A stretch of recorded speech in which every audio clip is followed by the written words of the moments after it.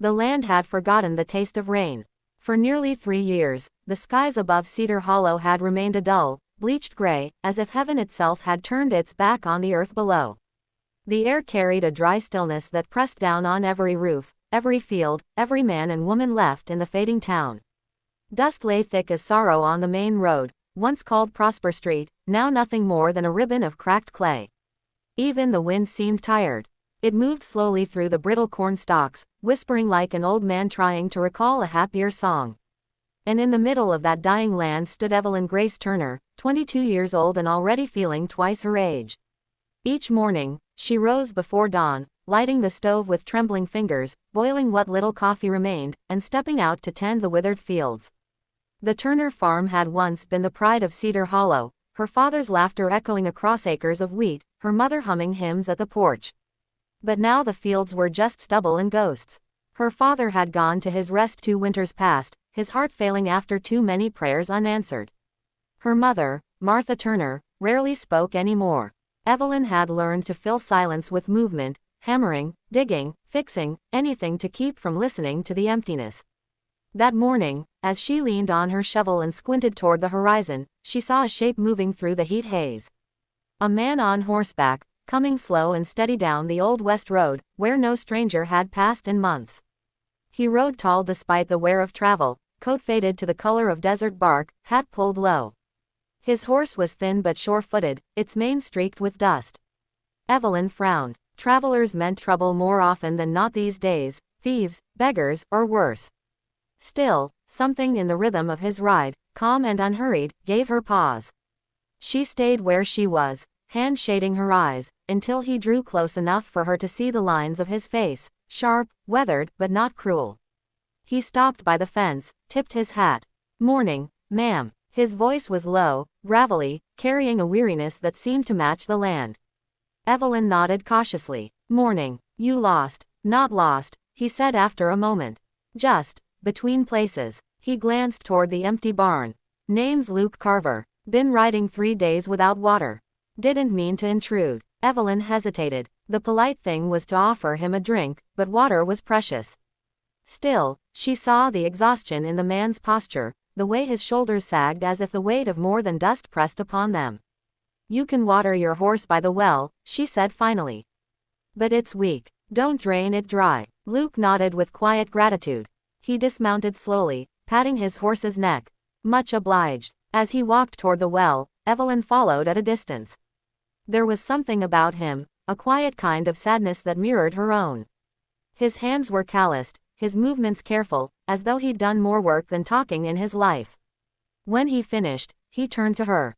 "Don't suppose you'd sell a meal to a hungry man, miss?" Evelyn hesitated again, then sighed. "You can eat what we have. It's not much." Inside the small farmhouse, the air smelled faintly of coffee and wood smoke. Martha sat by the window, her gray hair pinned loosely, her eyes distant. Evelyn set a pot of beans on the stove and tore 2 pieces of bread. Luke removed his hat, stood quietly near the door. "Ma'am," he said softly to Martha. She nodded without looking up. They ate in near silence. Only the ticking of the wall clock filled the room. After a while, Evelyn asked, "Where you headed, Mr. Carver?" He chewed slowly before answering. "Nowhere particular. Used to work the rail line east of Abilene. When the company folded, I kept moving.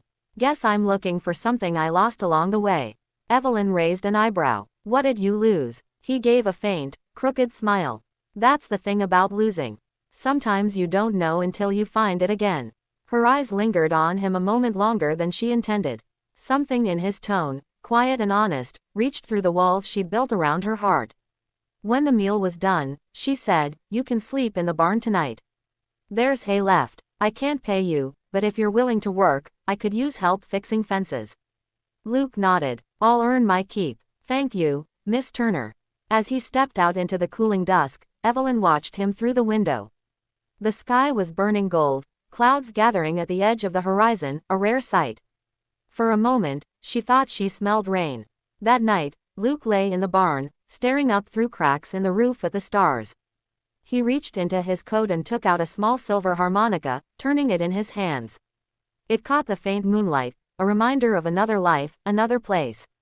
He pressed it to his lips and played a tune, low and haunting, that drifted across the dry fields like wind through grass. Inside the farmhouse, Evelyn paused in her room. She recognized the sound, sad, but alive. It filled the hollow places where silence had lived for too long.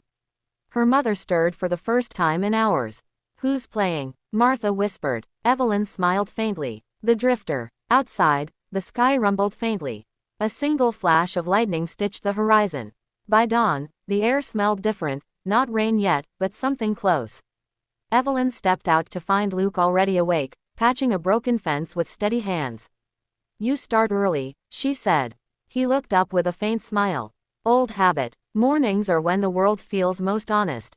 They worked side by side for hours, nailing boards, tightening wire, saying little.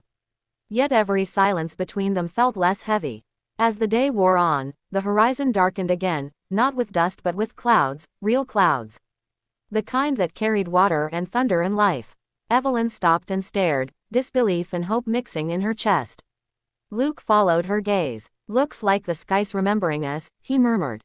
And then, almost shyly, a single drop of rain landed on her cheek. She blinked, laughed softly, the first laugh she'd made in months. Luke smiled too, though his eyes held something deeper, awe, maybe even guilt, as though the miracle wasn't meant for him. The drizzle lasted only minutes, but when it stopped, the scent of earth rose from the ground, sweet, damp, alive. Evelyn turned to him. "Maybe you brought it," she said half teasing. He shook his head slowly. "No, miss. I just happened to ride in when the sky decided to forgive us." But as he spoke, thunder rolled again in the far distance, and for the first time in a long time, Cedar Hollow dared to believe the drought might end.